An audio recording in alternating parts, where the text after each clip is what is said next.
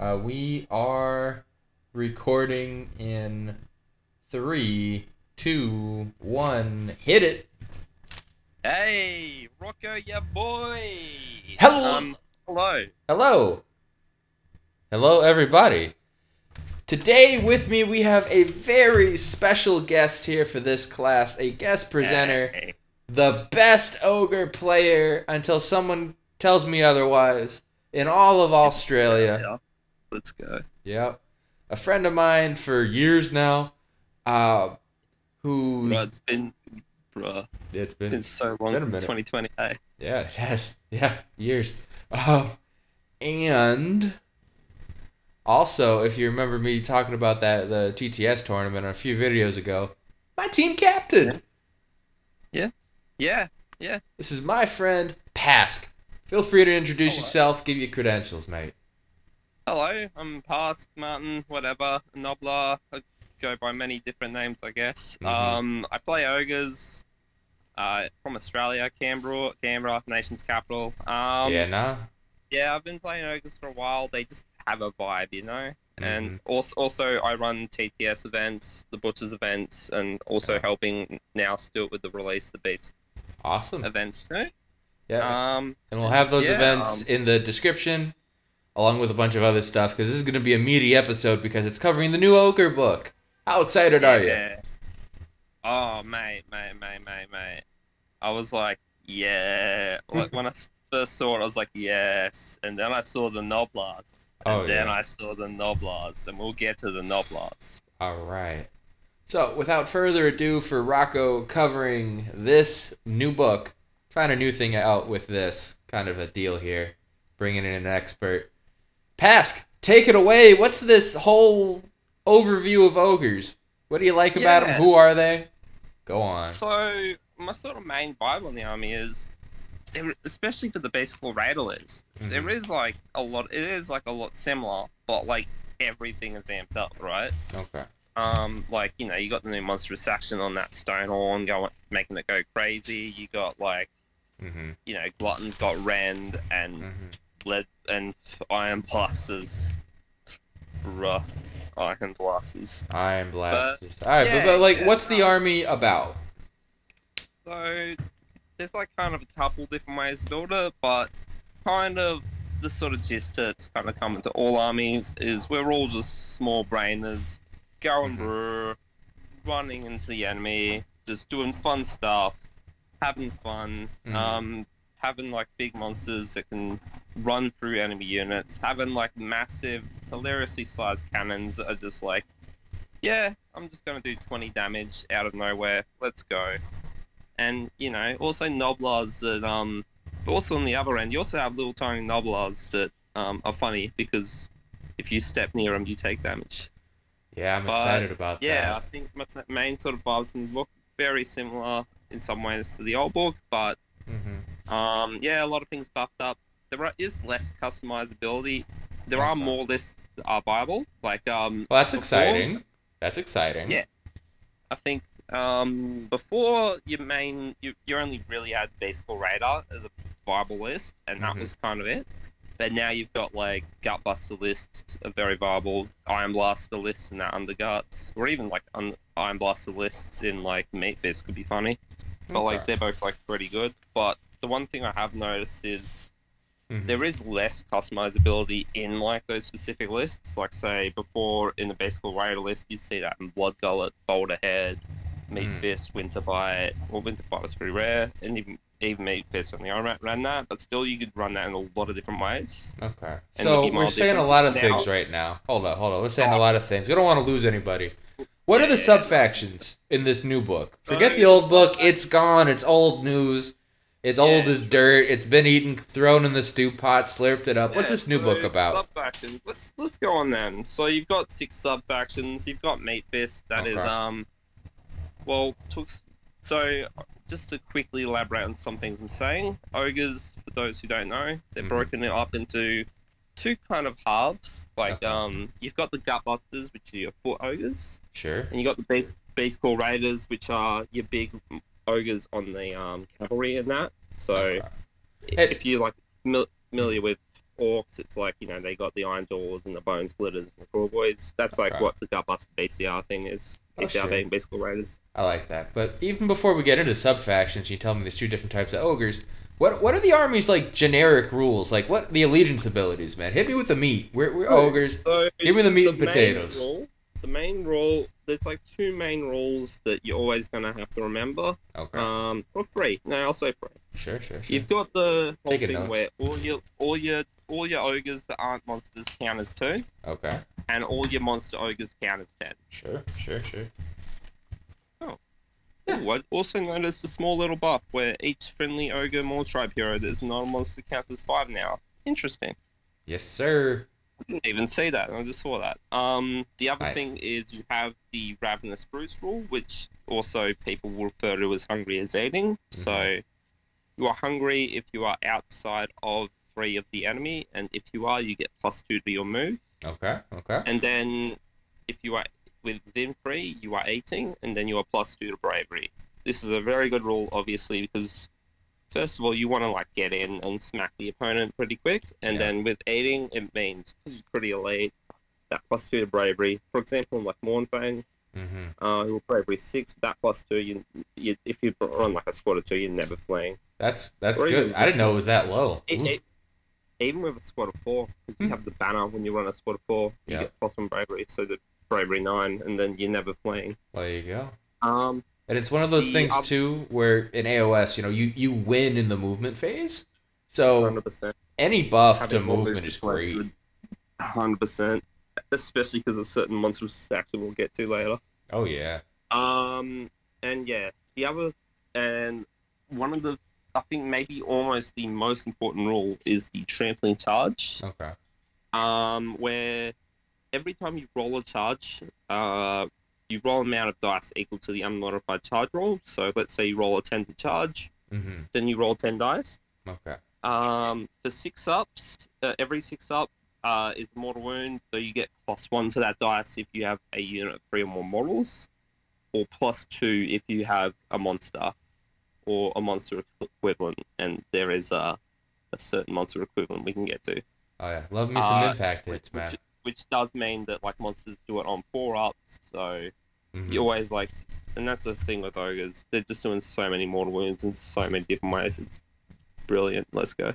Oh yeah, I like and it. There are some like, and there are like some other like minor ones like Gulping Bites where the Gutbuster units, they do like 4 up D3 mortal wounds to the enemy at the end of combat phase, and Everwinter where the BCR they roll a dice equal lower to turn number, and at the start of your hero phase for every unit holding 3 of any of the BCR, and you take their 3 models. And also in the allegiance trades, I mean, we could have got to them when we get to the units, but we'll just get to them now. Sure. So you have like these 2 monsters. We got these 2 monsters, the Stonehorn and the Thundertusk. The Stonehorn's monstrous action is absolute insanity. Okay, this is the marquee monster of the faction. Yeah, this is like your big boy. This is tanky. He goes fast. He hits hard. And this one is just insane. So when you make a charge move, you can do this monstrous action. You roll 3d6 dice. You move that far, and then every unit you pass over on a 2 up, they take D3 mortal wounds. Love it. You also have to finish with 3 enemy unit, but yeah, it's basically just like Stonehorn charges in. And you count as flying when you do this. So you could float over, tap a bunch of units, and come back to where you started. And it's like you stomped 3 or 4 different units if you roll high enough. Like you can like sometimes I've done this thing where you just fly over the enemy's like little hero bubble. Oh yeah. So good. But yeah, the reason why this is just so dumb and so strong is you've got that trampling charge where you hit the opponent with mortal wounds, and then you basically get another charge, and you just hit them with more mortal wounds. Yeah. And the Thundertusk has one where you roll a dice for each enemy unit from one of that Thundertusk when it makes a charge. On a 3 up, the enemy unit has fight last, which is pretty good. And not the same as Stonehorn, but quick question. Because both of these you only get if you, the Ogre player, make the charge with them. Correct. Okay. This would go from being absurdly broken to like this needs to get removed from the games. That if this was applied all the time, because imagine like being allowed to do that in the enemy turn where you chose charts and you're like out of combat or something, where it's just like they're like, oh, I'm not expecting anything, and then the Stonehorn comes up and just like, oh no, we've lost the game, let's go. Yeah, from the top rope, the Stonehorn comes around kicking 5 units in the. But like, no, that rule even as is so strong, because like you just, because the thing is, you can just use it to like, you charge in, you hurt the opponent's screen. Let's say you're playing in the corner. Sure. If you're playing corner into ogres, you have one goal and one goal alone: kill Scarbrand. Yes, Scarbrand seems to be in every freaking list everywhere. I just played against him in my last tournament. Scarbrand screws ogres a lot, right? So the reason why that's going to be really good into that matchup is you charge in, you whittle down the opponent's screens, and then you do that big massive move, fly, and then like you're in combat with Scarbrand now, and you're Frostlord and Stonehorn, who is very good in combat, so you probably kill Scarbrand because he is made of paper. And then you win the game. There you go. No, because Scarbrand... Alternatively, another example is Skaven, Warp Lightning Cannons. Oh, yeah. Do lots of models on the chart with the Unleashed Hell. You can use that to just charge some shit clan rats and then fly to smack those Warp Lightning Cannons. Like, really good into... Like, the two things it's going to be really, really good into are, like, key enemy melee pieces that are pretty fragile, but will hit you back really hard. So, another example might be like Witch Elves or something, maybe, if they're protecting them. And, like, obviously, like, shooting units you want to dodge for the Unleashed Shell. And ogres do have other ways to do that as well, but... because the idea would be you charge in outside of Unleashed Hell range, roll the 2d6 on this move. You have to end within combat range. 3d6 Rocco. 3d6 of this trample? Really? Yep. Jesus. Yeah. And then you just need to end within an enemy unit. Still in combat with somebody. Doesn't even have to be the same unit you charged. And now Stonehorns are big bases, but again, with all these mortal wounds, you might just punch your own hole through something. Oh, 100%. 100%. But yeah, no, that's the sort of vibe from that. And then go into the sub-factions real quick. You've got Meat Fist, that's like +1 to that charge rule we're talking about, but only on those Meat Fist ogres. So, like your big units of 3 gluttons, 3+ gluttons, 3+ iron guts, and lead dodgers. They'd be doing those mortal wounds on a 4+ instead of a 5+. And also, like, Tyrants. This is interesting for, like, Tyrants because they have a big name, which is, like, kind of like a big name, which is, like, something they take, which gives them rules, and one of those things is... Is it... it's like, if for Cities of Sigmar, they have battle mages, where before the game starts, you choose what realm they're from. No, that's a great example. It's like the battle mages in Cities of Sigmar, right? Where you can take the one of light and the one of fire. Yeah. Well, you've got... Well, our one of, like, beasts is you can charge like you're a monster, so Tyrants can do mortal wounds of 3-ups with that, which is pretty cool. Yep, and it's a 4-up base for being a monster, and then Meat Fist, the sub-faction, its ability is to give you +1 to that roll. Yeah, so it's not a 3-up. So that's how we do the math here, just so we're not losing anybody, any of the students watching along. All right, keep going. So that's Meat Fist. So then we have Blood Gullet, that is our butchers, that is our wizards, and it's keyword butcher, so that applies to the Slaughter Masters as well. Okay. They know 1 extra spell from the spell lore as well. Those butchers can cast 1 more spell. If you're familiar with the last book, that's exactly the same rule this time. Yep. But now the spells are better. They're easier to cast. They are easier to cast now. They're easier to cast. You did lose a spell that was -1 to save. Oh, Ribcracker, I miss you. But everyone else seemed to... They didn't have Rend before got Rend, so... Yeah, but otherwise, like, you know, the spell that have +1 the damage to the monsters, Blubber Gut Stench. Now... Yeah, on the monsters' mounts, Morts and Entrails, that's now that one 6 too. 7. Yeah, that stayed. Okay. We like a 6. We like a 6-up. And there is a spell that got buffed a lot where the Iron Blasters and the Null Blast Scrap Launchers. They are Rhinox units. Yep. And there's this spell where every one of those within older than 18, they are treated as being monsters for that charge rule, as well as contesting objectives and carrying out monstrous actions. So, which is great. Pretty much in all regards, you get a monster. You can get like 3-4 monsters just straight up with that, and it's really good for like doing some like using them aggressively, charging the enemy. Yeah. And again, sneaking some objectives. Mortal wounds on a 4-up for each dice. And just to restate that, because we're saying it a lot, with the ogres, you roll a charge, and however much that charge is, you roll that many dice. Like if I rolled a 10, I then pick up 10 dice, roll them, and then for a monster on a 4-up, I do a mortal wound. For a unit with 3 or more models in it, it's a 5-up. If it's just a single model, it's on a 6. Yep. So you can, and it is just the dice roll, right? This is modifiable with like a +1 to charge or a 3d6 or like craziness, or it's unmodified dice roll. So, okay. The only modifier, it's kind of modifier, kind of isn't, that would apply is Kragnos, where Kragnos gives all destruction units, hold even 12 of him, a 3d6 charge instead of a 2d6 charge. Which is legal for this rule, so... Which is legal for this rule, because it's still the unmodified charge roll.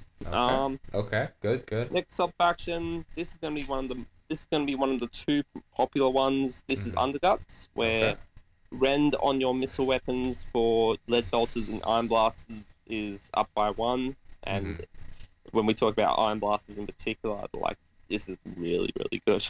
Yeah, I'm excited. It's just it makes an army and a unit, especially with iron blasters, that's had such an up and down history throughout all of Warhammer's history, be really good again. And they have the 2 profiles where one is just the regular cannon shots, the other one is like it's a freaking shotgun, and it just mows people away. One is like a normal cannon shot, and the one is like a 12-inch version of Iron Drakes. Like, that's what I noticed they were pretty much identical to. Where you get like those 10 attacks at damage 2, which is like the 20 attacks that the Iron Drakes have. Yep. And then the same points. Yeah, but this moves faster. Units, you know? Really comparable units, except for the fact that iron blasters get to move. So yeah. Which is great. Factor in. Yeah. You know? That's pretty cool. Yeah. Boulderhead is like the other one that's going to be very, very common. Got a mild bar. It's very similar to what it was before. It used to be like you get +1 wound on your beast riders and you get all the mount traits, but now it's like +2 to wound on your Stonehorns and your Thunder Tusks. And it's +2 wounds to the wounds characteristic. Just to clarify that. To clarify, it's not plus. That'd be almost broke even more. Oh yeah, just wounded on a 1-up with my Frost Spear from my Frostlord, man. Let's go. Come on. That's not the rule. Don't say that. Don't quote me. No. It's wounds characteristics, and also Stonehorns and Thunder Tusks got extra wounds. So nice. And 3 mount traits, right? Boulderhead used to mean your Frostlord would went from 13 to 14 wounds. Now, with the +2 as well as the extra wounds that they got, it means that a Frostlord and Stonehorn goes from having 15 to 17 wounds. With a 5-up ward save built into the profile on the Stonehorn. And a 3-up save on the Frostlord and Stonehorn. Like, they are very, very tanky. Like, and having like all the mount traits, now I think now's the time to talk about mount traits. Sure, we're in the sub-faction. Hit me. So the mount traits, the key one, the one you're going to see in every single list is Rockmane Eldar. And what Rockmane Eldar is -1 to be wounded for attacks that target that model. So you're going to put, that's on Stonehorn heroes. So you're going to see that on your Frostlord Stonehorn. -1 to be wounded is just so big in this game. Is that in melee or all the time? All the time. Shooting and melee, which is really, really good. Okay. I mean, I love it in cities with the Frost Phoenix gives an aura of that. But, you know, for the amount of points that fit in the aura is the Frostlord on Stonehorn.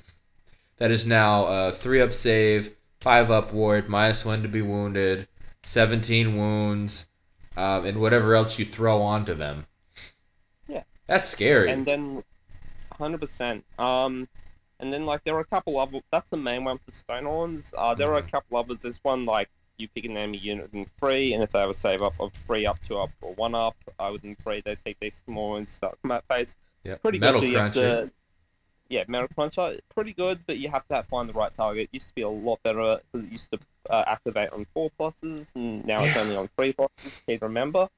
But you're still going to see that a lot. My Phoenix Guard, welcome the change. Oh, 100%. A lot of things do, like, a lot of things, like a lot of cities units, like rocking that 4-up, so it's going to be, they're going to like that change. My Stormcast, however, are very sad. They are still very sad at this. Oh, 100%. Vindictors, you just hit them, and they're just going to...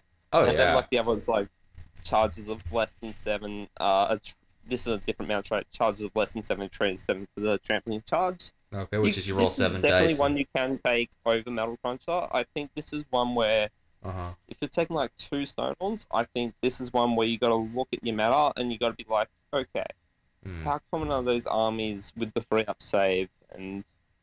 if they're common, we'll take that. Like, Slaves of Darkness, they are popping off with those warriors. Oh, so yeah. You might look at that and be like, yeah, we'll take the Metalcruncher just to play in the Slaves, because like with that we'll be pretty good into them. And then with the Thunder Tusks, I'm going to be honest, there's only one good one. The rest aren't too great. I mean, they're okay, but they're okay. The only one you're gonna really don't burn the internet down. Okay, they're all okay. If you're going Thunder Tusk, they're all okay, but you're only taking the 5-up ward because that's really, really good, and that puts the Thunder Tusks in line with the Stonehorns and does justify bringing a Thunder Tusk in. There is one that heal D3, that's pretty good, and then +1. There's also one that +1 to charge for other Thunder Tusks, and yeah, you want the 5-up ward. You want your monsters to be tanky. Yeah. You know, I remember way back in the day when there was the Ethereal Amulet, where everything was just so hard to kill, and then the extra ward stave stacking, and then all the other things. I like 3rd edition now, where they got rid of all that. They got rid of all that crap, right? My one curse word of the day. Except the start of the edition. Yeah, but there was probably there was 1 week where Frostlord and Stonehorns had a 5-up ward rerolling.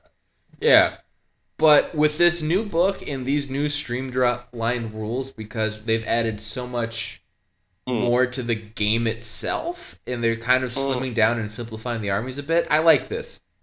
Yeah, no, I agree. And then the other sub-factions is Thunderbellies, where Mournfang can run charge. Those are like your heavy cav. Mournfang got some nice little increases, so this is definitely an interesting option. I think this will be definitely like an off-meta pick.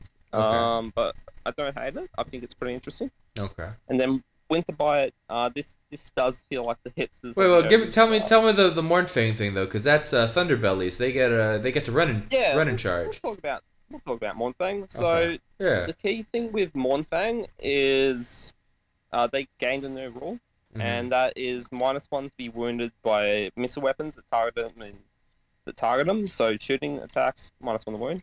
Okay. But almost more importantly is if they're being targeted by an Unleashed Hell, those attacks only wound on a 6. So you're going to want to bring at least 2 Mournfang in most lists.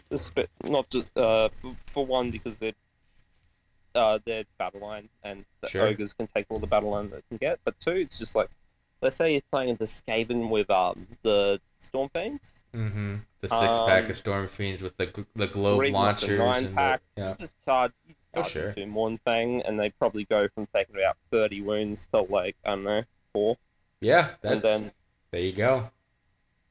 And yeah, it goes hard.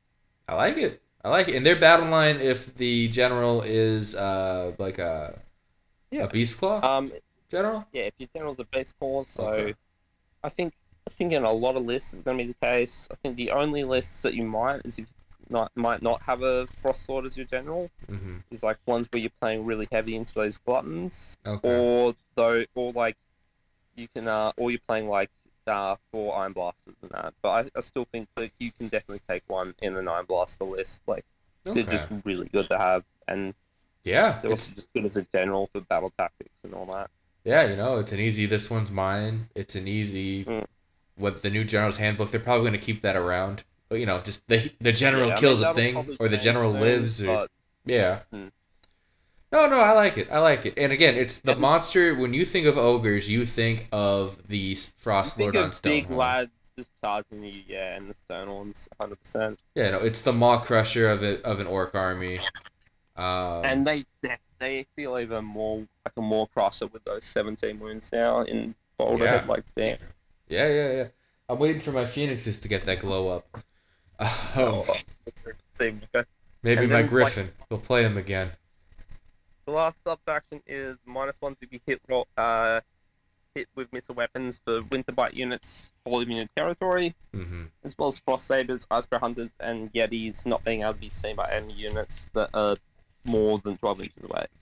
Which is this one neat. is interesting. I Excuse me. think this is gonna take. I think this will take a while. I think this is gonna take a while to kick off. Yeah. I really like it. Yeah. But it needs to be in the right meta, and it needs to be like piloted the right way with the right list. Oh, and I sure. think it's gonna take a while for someone to find the right list, but it's interesting for like two reasons. Like obviously you've got like some more anti-shooting stuff. There's Mournfang. Also Gluttons have a banner that is -1 to be wounded and shooting too. So, Okay. if you really think you're gonna like struggle a lot to KO, this is a really interesting pick. Caradron Overlords, for those not in the know about the KO. Yeah, Caradron Overlords. I'll just shoot you off. Very good. Yep. You also have this wizard called Firebelly who has a spell. I love the Firebelly model. I know it's resonant and it's old, but it looks really cool with the gout of fire coming out of him. He is one of the few resin models that is actually holds up. Some of the man-eaters hold up too, but not Gorges, not Yetis. I don't think they held up in their day, and they don't hold up now. No. But go on. Like Firebelly is a beautiful model though. Yeah. And they have the Billowing Ash Cloud spell that goes off in like a 6 now. It used to be like an 8 or a 9 or something like stupid. It's a 6 now. Great. So yeah, you can get that little bubble of -2 to be hit, and like you having like those next door wounds. You're like, I feel like the sort of list you take with this, you wouldn't play with the Frost Sabers or the Icebear Hunters or the Yetis. I think you'd just be like normal base score rider list, but you're like, okay, we're making this a 1-drop maybe, or a 2-drop. So we take first turn, we set up that +1, -1 to hit bubble off the thingo, and just tell a Caradron over player, okay, come and get me. Yep. And also stay within your territory for the -1 to be hit on top of that. You know, and a lot of battle plans... Because it's either like really small deployments in big territories, or like this is what I said. Like this is like going to come down to the right meta, the right like mission, the right event, even right player. Oh sure. Like you need, like this like Boulderhead is the one that you can just play ad hoc and not care. Winterbite is like you need to look at all the missions. You need to see how the territories are. You need to figure out your deployment early. Yeah. And like that's how you play that. And I think it'll be very interesting. I think it can definitely.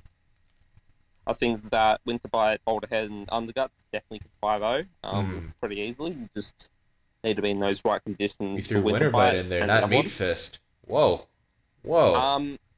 Maybe Meat Fist too. I think maybe, but Meat Fist is just Meat Fist is interesting because you're playing to mortal wounds. You're playing the charging. I think the list with Meat Fist that might be the strongest would be like a very Undergut style list with those Iron Blasters and with that Butcher spell to make the monsters. Okay. Because then you get it on that free up. So is that? I thought that was just for ogres. Do the Rhinox have the right keyword? They do because they have an ogre on top of them. Oh, that's funny. That is funny. Also the rule does say also the rule even the ones with Noblar is fine because read the rule for me.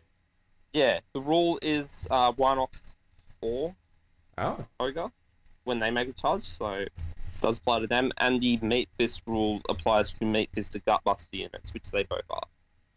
So Well, the there you Iron Blast go. is doubly fine because he's an ogre as well. Huh. But yeah. And then like just a quick little thing on the battle tactics. These Sure. aren't the strongest, but you kind of don't care.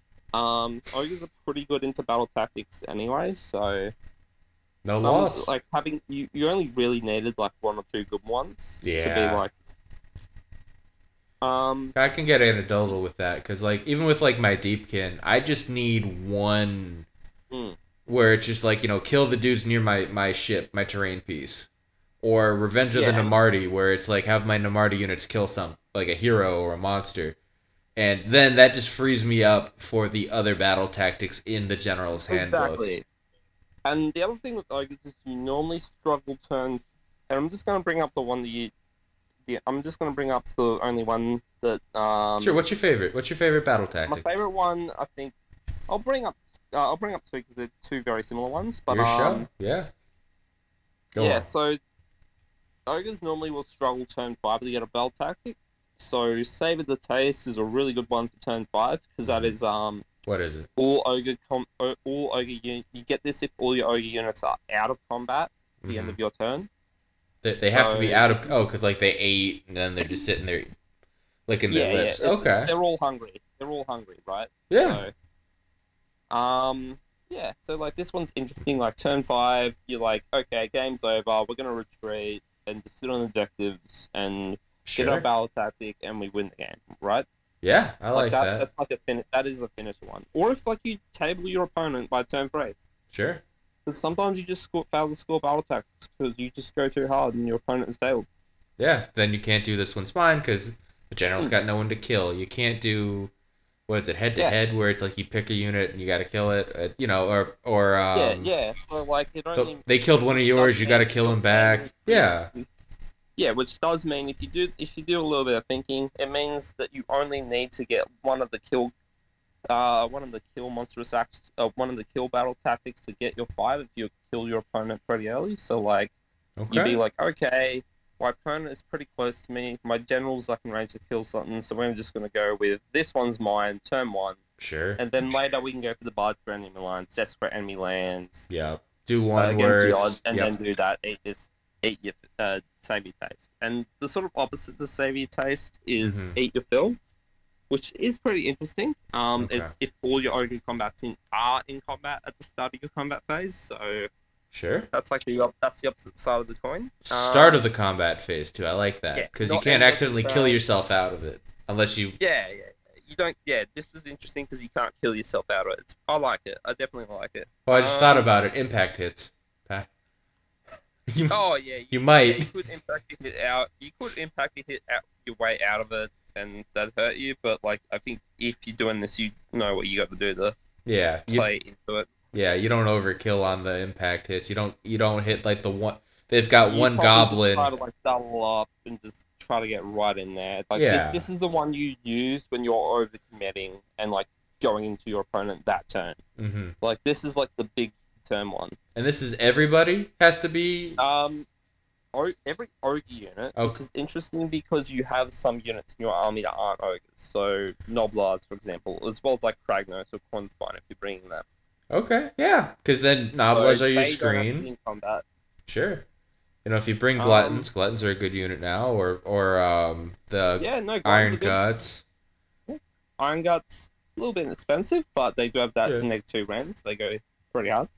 Yeah, -2 rend 3 damage. Good profile. Let's just quickly go over some units. I think we covered it. I think we kind of did cover them a little bit, but yeah, we overviewed the big boss, the Frostlord on Stonehorn. Yeah. Let's just start. A little bit more on that Frostlord and Stonehorn. Sure. So, 15 wounds base now, 17 if you're on Boulderhead, which he often is. With that 3-up save, 5-up ward. If you're taking that -1 the wound on him, very, very tanky. That's the biggest thing to remember. Hits very hard in combat. Like if you're familiar with the old Stonehorn, its combat profile is the same, like the exact same. Okay. +1 damage on the charge. It still hits pretty hard. Like you got those horns where on top bracket 6 attacks. 4s and 3s, -2, 3 damage, 4 on the charge. You got like your Frostbeard, 4 attacks, 3s and 3s, -1, 3. Your Hooves, D6 attacks, 3s and 2s, -1, D3. Your +1 at top bracket. Sure. On the charge, and then like your punch and kicks, 3s and 3s, no round 1. So pretty goes pretty hard, especially if you factor in the mortal wounds, the flying over units, doing damage there. So he did gain 2 new rules. He lost that little command ability to re-roll all your charges, but in return he just got a strip. But that's fine because you just gained a straight up rule that had +1 to charge for all base core rated units, all even 12. Which is honestly really good, and honestly better because you're just only using that other one where you like got maybe 3 or 4 base core rated units you want to charge in, and like worried you might fail charges on 2. But here, I think that +1, that's a good trade. It makes it more consistent. And you're not spending a command point to activate it now. Yeah, you don't have to spend a CP. You just get the +1 to charge, and on Stonehorn, that's really good. That if you fail a charge of ogres, it's not 9 times out of 10. It's by 1/1, so that +1 is going to go a long way. That's fair. Fair play. Fair play. Frostspear. This one's really cool as well. Where did you just make a pun?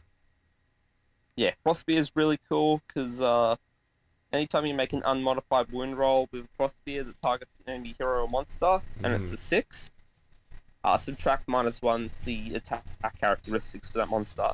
So this is gonna be like this is really interesting, like in your big battles. So like you fight an Arcane and you're like, I'm really worried about that sword. So we're gonna go with the Frostlord first, and if we get that 6 to wound, like that Slayer of Kings only doing 3 attacks and is much less likely to auto slay me now.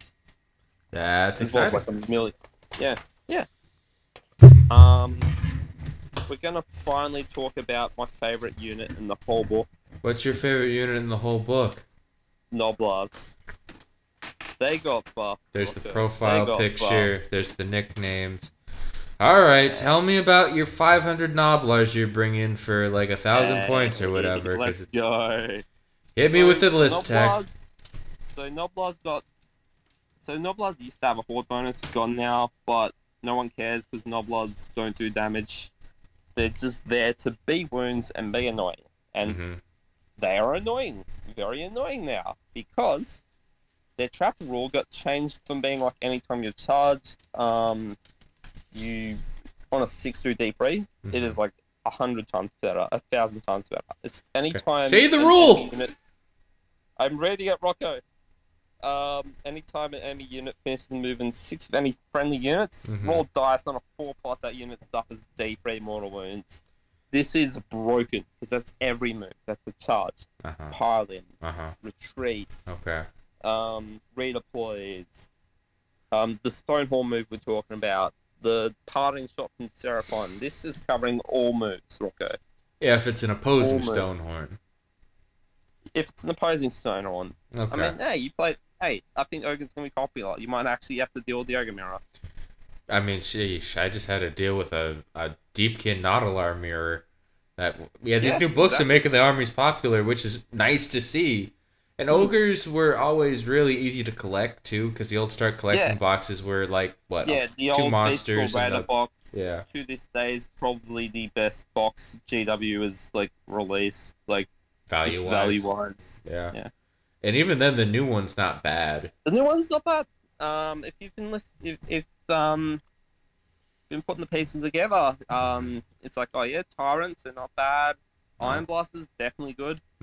Blood Belchers, fairly good. And Gluttons, Gluttons are kind of like a very nice class cannon. And let's talk about Gluttons just quickly. Sure. Gluttons got +1 range on their attacks. They have 2 range weapons now, and they have Hallelujah! Praise the Great Maw. That was.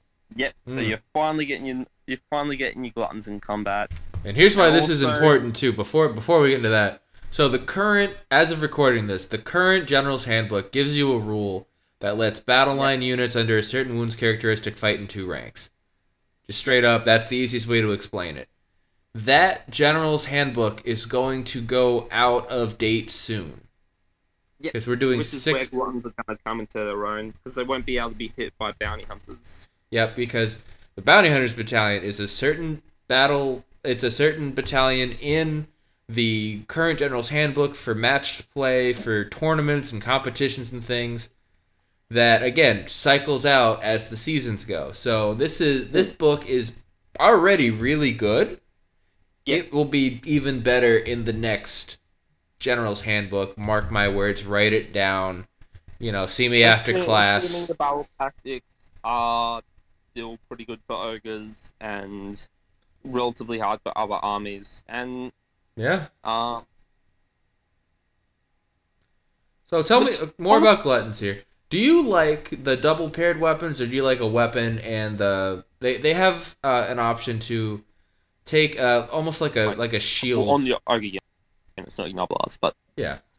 So like, But the shield, if you roll a you 6 have, to like, save, base troops have an 8-inch move, like, and Okay. you also hit very hard in combat. Like, Okay. it almost doesn't matter what the battle tactics are. You're Okay. probably going to have a good chance to be able to get them.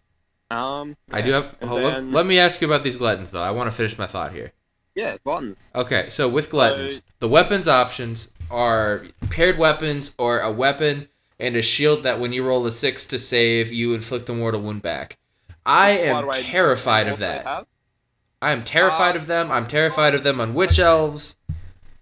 Iron Fists are great, but you want to bring the paired weapons. That extra attack really means that much. It's an extra attack now. It's not 6 hit explode, it's just an extra attack, which means you have 4 attacks. Yeah. At damage 2. And you're getting at least 6 dudes in for the front rank. Plus a boss. Yeah, you do a little bit of the mental maths, and it's like 6 times 4 is 24, 25 attacks. Gluttons, okay. It's like, oh, if I even have 3 gluttons in, that's like 13 attacks to that unit champ. Damage 2, that's like killing a lot. Neg 1 Ren now, too. Okay. Mm-hmm. Alright, so gluttons are good. Go ahead. Iron Guts are great with the Neg 2 Ren 3 damage weapon. They can fight twice once per game, which is awesome. Next 2 Ren 3 damage. Yeah, so I like Iron Guts, though just as a forewarning, they did get a massive points increase. Yeah. So that I almost do feel like the role that they do glass cannon, you're almost better with gluttons. Yeah, because their volume of attacks makes up the damage difference usually, right? Yeah, exactly. Well, here's the thing, right? Gluttons are 10 points less, and with the paired weapons, they got like a 1 lower save, but like they got 2 more guys. Yeah. For like 10 less points, and they have 4 attacks, freeze and freeze -1/2 versus 3 attacks, freeze and freeze -2/3. So that means your glutton will have a max damage of 8, and your Iron Gut will have a max damage of 9. So you do the math, and that fight. Other than that fight twice, once per game Iron Guts have, gluttons will be on average doing more damage against most things. I like it. So with the Neg 2 Ren, like, again, I'll come into your meta a little bit. Like, if you're playing into, like, I don't know, if you somehow play against something with a 2-up save re-rolling 1, that's where Iron Guts are more optimal, but, like, that's pretty rare. Yeah, and then you run into something like the Chaos Warrior spam that's starting to take some traction. Yeah, definitely. You know, and that they're not rerolling 1s anymore, but they can get down to a 2-up save pretty easily. Yeah. So, like, your Ren might be more important there, but I think Oak Gluttons got, like, buffed enough. Especially, another important factor is Gluttons have -1 to be wounded and shooting. Iron Guts do not. Which is huge. So Iron Guts have a spell ignore. They have a spell ignore. It's on a 6-up on the flag? Yeah. Yeah, on a 6-up. It's not bad. But yeah, it's not what... It's not as good as that cool one that gets you like a blood type, eh? Yeah. Let's talk about the cannon. Yeah. The Iron Blaster. Stop talking about everything else. Forget Lead Belchers. Forget the rest of your Noblards. I think there's only the 1 unit. I need to know about this cannon pulled by some rhinos that everyone is scared about. Hit me right here with it, man. Give me the sauce. Okay, this thing goes hard. This thing goes hard. So, 9 wounds, 4 up save, 170 points. That's cheap. That's cheap. For what it does, it is cheap. 40-point increase, but like got like probably 3 times better with its shooting. Maybe even 4 times. It's kind of stacked. So sure, you've got 2 shots: a 30-inch range, 2 attack, 4 to hit, 2 to wound, -2 rend, D3 plus 3 attack. Damage. D3 plus 3 damage on the cannon profile. Yeah. Yeah. And even that one, I kind of messed around with it, and I was playing like Zinch with that and lost. But after the game, I was just like, I should have probably shot this into Kairos with the long range, and yeah. One of them would have killed Kairos with the roller I made. So I was like, yeah, you know, being the worst you could do is 4 damage a shot, because D3 plus, the lowest you could roll in a D3 is a 1, then plus 3 is 4, and it's like, yeah, that is. I should elaborate. So 2 of them killed Kairos, but that's like pretty good. Yeah. I hate that chicken. Yeah, no, like great model, great good, unit. I hate playing against it. That's why I don't like it. Go on. The thing that's going to terrify everyone is the hail shot. 12-inch range. I'm gonna leave the attack skill last. Sure. Freeze the hit, freeze the wound, -1 rend. And by the way, I'm saying like -2 rend on the long shot, -1 on this shot. Sure, that goes +1 in undergut. So like -2 rend here, like a damage 2. Yeah. Rocco, how many attacks does this have? 8? No. 9? 10. Oh. 10 attacks, Rocco. So this is like the main gun of a freaking KO Ironclad, but cheaper. Yeah, no. Though, the only thing I will admit, it finally, like, you look at that model, and that cannon is huge. It is huge! Like, I remember, like, back before, it used to just be... So you used to have, like, this little tiny cannon in what is now Cities of Sigmar, used to be Ironworld Arsenal. Yeah. It was the same profile. It was like 1 attack or, like, D6 damage. Yeah. This massive cannon that, like, is bigger than a Mega Gargant's bicep, almost. It's the same as this little tiny dwarf cannon. Yeah. Now, this like goes harder than like a whole squadron of Iron Drakes. Like 10 of one of these goes like 10 Iron Drakes. They are good. Doing my my best Jim from The Office. I'm just looking off the camera, going like making faces. Yeah. No. Yeah. They go hard. Yeah. Nah. Yeah. Like, and they're really interesting to think of, like compare the Iron Drakes, because like Iron Drakes to me, they're like the baseline, really scary shooting unit, right? Yes. And like they're the same points, 170 points. My 9 boss is the same as that. 9 wounds, 4 up save on this, and they're like 10 wounds, but like you don't lose models with this, as it takes some wounds, and you got ways to heal ogres, and you got your mob pot, you can take a heal prayer, you can And one of the other things too that we didn't touch on, but with the making the Stonehorn your general, there's a command trait to make him a priest. So you can get that, and then you can do the heroic action to heal. Yeah. This army can be extremely durable for There's an also elite. your terrain for the Morpart. If you're familiar with the last book, it's the exact same, but it's a way to like heal everything in 36 once per game, sort of, unless it gets refilled by enemy unit. Dying of D3 units. And an enemy unit needs to die with close to the mob pot. There's a certain range. What's going to happen is people are just going to avoid the mob pot at all costs, so they don't refill it to give out the heals. Or just smash it if they want to. Yeah. It's also like it's also like an arcane base. It's not arcane, because you can get arcane plus that and have +2. Yeah. But it's like arcane. It's worded the same. Yep, where it's +1 to casting for ogre wizards that are so close to it. Like I played the last time I played against ogres before this book.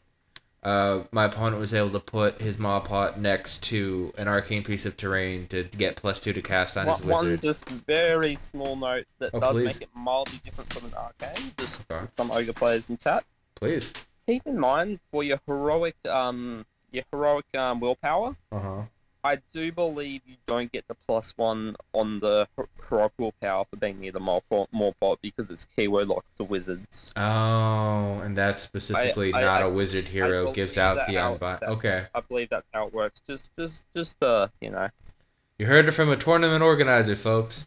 You can't have fun. I mean, I'm kidding. Nah, you can have fun. You're allowed to bring nobblers. Good, good. All right, so we've hit the units you really like, builds. We've talked about some. We've talked about sub-factions, not builds yet. So I'm gonna put these lists in the chat so people actually use the chat on my channel. Pass. Oh, no. Yeah, I know, right? It's a whole thing because you should be liking and subscribing this video.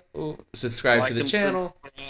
We are 30 people. We are 30 people away from 900 subscribers. Then after that, it's 1,000, and then the world's our oyster. So we can actually reach as many people as possible to help teach them how to play Warhammer, how to do tactics, make more videos like this. See me wave around a fake quill pen. Road to 1 mil subs. Let's go. Yeah, there you go. I need to do way too much for that. So, Pask, give me a list. What is your favorite list? Talk to me about it. We'll post it down below. Hit me with it. So, I'm still kind of experimenting, but this is what I think I'd be playing at the moment. Okay. So, in Boulderhead with that +2 wounds on your big monsters. So running 2 Frostlords. Okay. One with that general, one's your general with your priest, with that heal. As we sort of alluded to before, you get a nice little heal off that.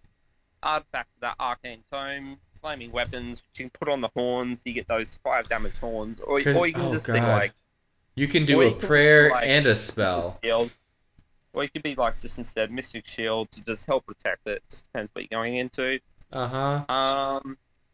I've got then 3 different units of Mournfang. I've got a unit of 4 and 2 of 2. The 4 units, the unit of 4 has Gargant Hackers, which are like 2 attacks, 4s and 3s -2 damage free. You want the Gargant Hacker?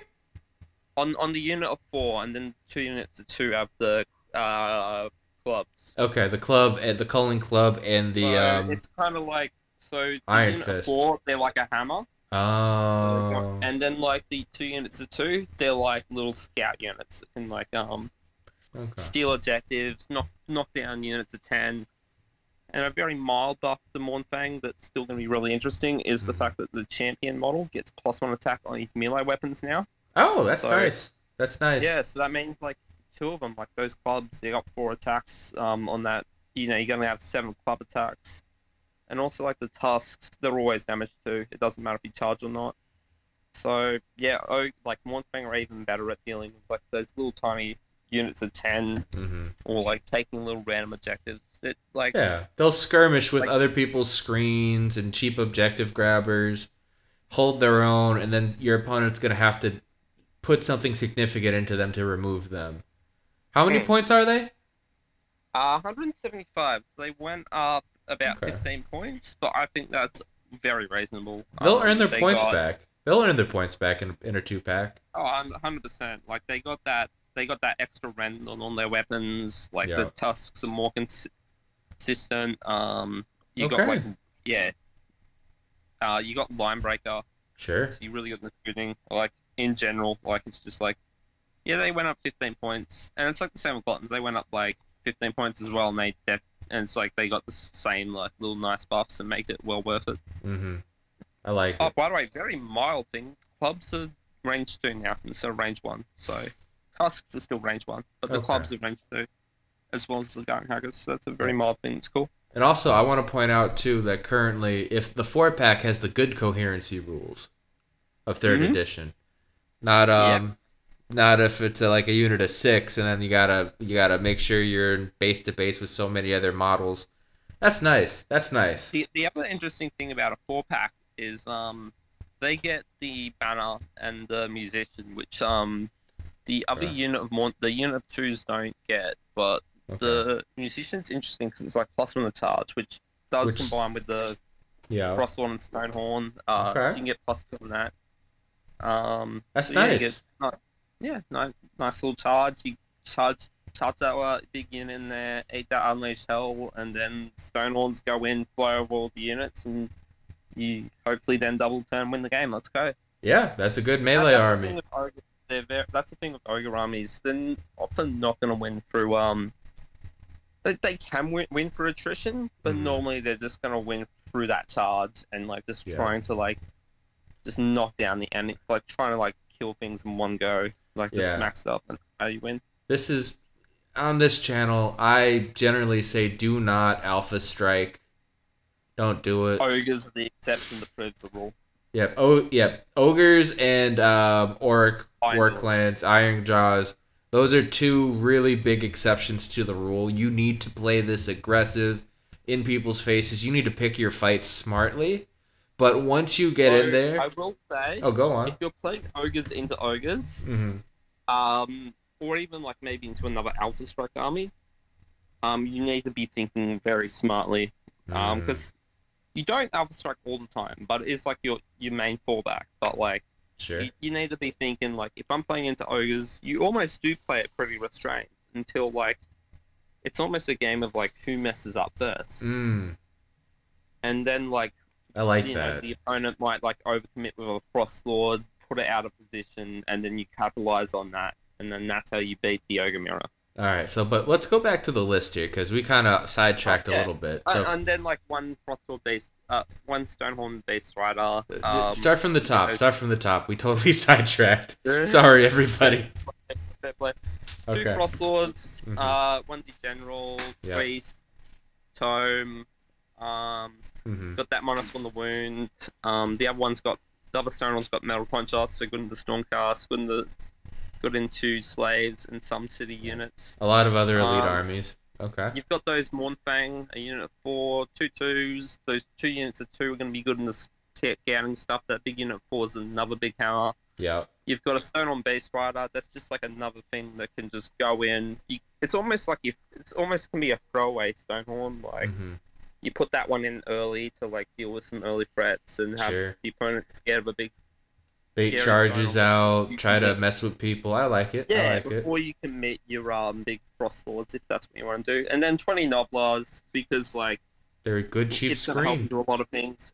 It's like what you're gonna be those new units of 2 Mournfang, in particular, are gonna be really good into those alpha armies as well as like KO, to try to get out those ranges so you're not hit by like 20 Arcanauts or something like that. Yeah. If you're playing right, which I do not. I wanna expand on that. So also this he's talking about board control where you push up so much, like if you're given first turn, you push up so that your opponent can't just even teleport near on objectives, or to be able to be in range to shoot certain things, or to drop units in for easy charges.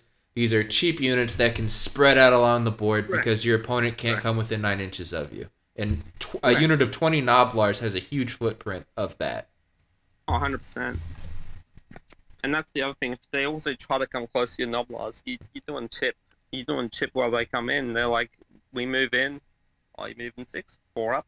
You take D3. Yep. Oh, that unit comes in, 4 up, D3. Oh, you charge, 4 up, D3. Oh, you pile in, 4 up, D3. And the funny part is, that gets so annoying after a while. Afraid of my Noblars. Yeah. Trading, 4 up, D3. Yeah, and again, that gets so annoying after a while. They're going to have to dedicate a lot of their army. I would not be surprised if that's FAQ. Yeah. So I won't say the rest of my secret sauce on that just because that might get FAQ'd out. But yeah. So yeah, okay. Is there anything else with that list? No, it's kind of just like, I think that's going to be something similar to that. Is going to be a very typical ogre list. Maybe throw in another Stonehorn. Maybe throw in some Gluttons instead. Or maybe you have a Butcher in there. It's a good baseline. I think that's going to be one of your 2 main core lists, and then I think the other core list is going to be like an Iron Blaster list. You get one. Tell me about this Iron Blaster list, and then we gotta start wrapping up. Very slightly different than what you're normally going to run with Underguts. I think often you might go like Tyrant General, and have like Lead Belcher Battleline. But I've got like Frostlord General with that Priest.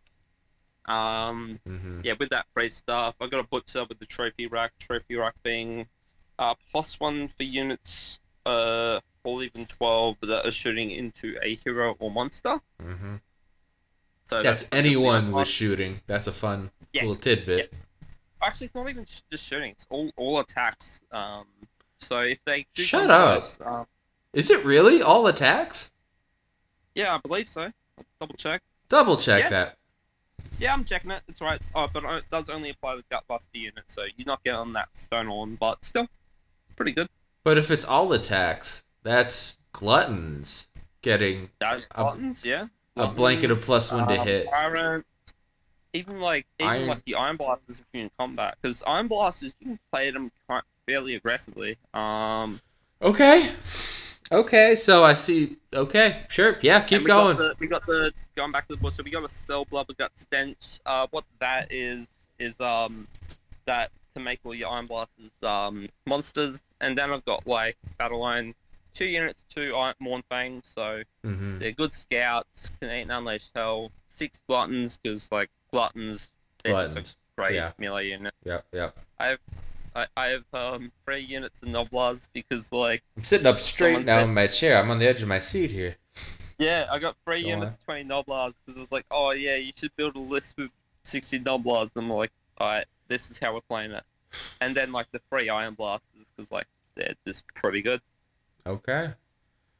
You could probably maybe like a lot of good damage, a lot of good screens in this. You can maybe like drop 20 Noblars. Swap the Gluttons for Mournfang and then go another Iron Blaster if that's what you want. Okay.